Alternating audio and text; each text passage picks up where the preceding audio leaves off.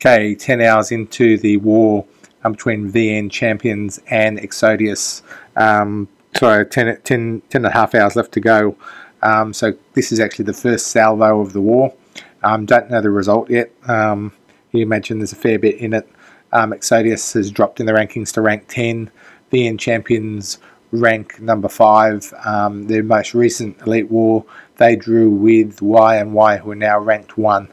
So VN Champs probably clear favourites here, and this is how they started the war with a 3-star on. We had a visitor from Exo2, and unfortunately they cracked his base first. So let's have a look at how they did it.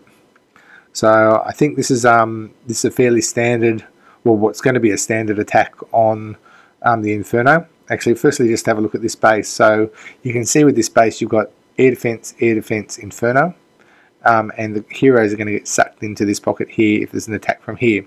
So what he's doing is he will drop 2 golems, drop some wizards along here, then drop his queen and probably his king a little late, jump over here, and that should clean out the queen, the king, and the Inferno, and probably he'll end up taking out the 2 ADs, leaving the base with 1 Inferno and 2 ADs and some Wiz towers, which are near the ADs, so they're pretty much neutralised by any lavas to protect the rest of the base. Which is not enough versus a 2 rages and a freeze for the loon part of the attack, and that's why he's going to wipe this base. So let's have a look. So he's dropped some wizards to clear things out. Got some wall breakers, as I said, dropped the queen. With the wizards clearing stuff out, the queen will come straight through. He's dropped his king fairly late, of course, when the side's cleared. He'll bring him in, drop a jump about here soon. Yep, needed to do that soon. They'll congregate on the golem and the king. Some are hitting the king, so he's probably dropped his king a bit early. Then he zaps the CC troops, and the king hopefully will come through and clear up the bow and maybe the Inferno. But once the Inferno's down, you can see there's not a lot of defense around there. The queen can clear up the rest, the 2 ADs, the Wiz tower. There's only a little bit of splash damage. It's not enough for a max queen, and that's going to easily wipe the first part of the base. So this is a base style that is going to get constantly 3-starred now with this type of strategy. So then he drops his loons. A bit of a mass drop here for the 3 ADs, but this AD is going to go down. You can see, and this is actually good rating, right?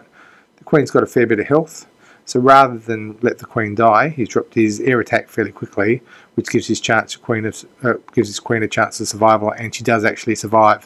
So here's the queen ability there. She'll move over, start hitting the AD, then start clearing this part of the base, and so his queen, I think, ends up moving out of the arch tower range and survives.